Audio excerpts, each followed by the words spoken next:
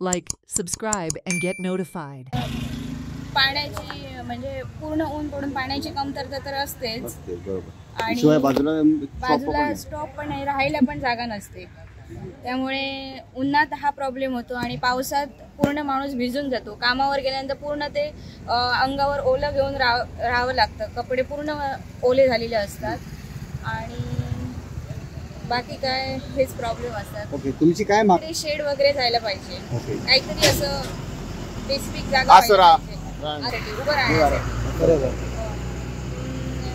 कामाला येताना जाताना हाच प्रॉब्लेम असतो की काहीतरी बाबा एक पेस जायला पाहिजे की जेणेकरून आम्ही बसला थांबवू शकतो. दिवशी प्रवास करते, इथे कितीतरी लोक असतात की येऊन जाऊन करत असतात. बहुतेक करून आम्ही महाराष्ट्रातली तिकडे कोंडुरा मयवाड साईडच्या खूप जणी आहेत की इथेच येऊन थांबतात आणि इकडूनच बस त्यांना भेटते, नाही तर डायरेक्ट बस नाही. हाच प्रॉब्लेम होतो आमचा. साटेलीवरनं आली मी, आता जाणार पेडण्यामध्ये.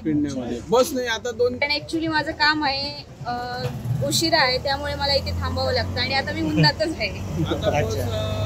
ट्रेनची गरज आहेच, कारण मला जशी नाही प्रत्येक माणसाला इथे उपयोगी आहे. कारण आम्ही तर युवा पिढी आहे, इथे म्हातारी लोक असतात किंवा लहान मुलं असतात जी इथे शाळेत जाणारी आहेत.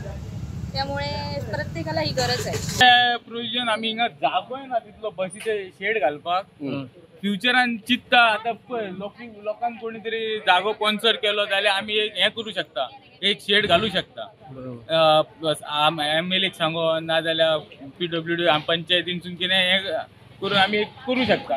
पूण हिंगा आता रावपाक जागो ना मरे. ही आता फुडल्या सत्यदेवीची जागो, तिच्या मागीर ते आनी कोण तरी कोणी एक बाबा जागो दिता म्हटल्यार जाल्यार आमी एक शेड घालू शकता.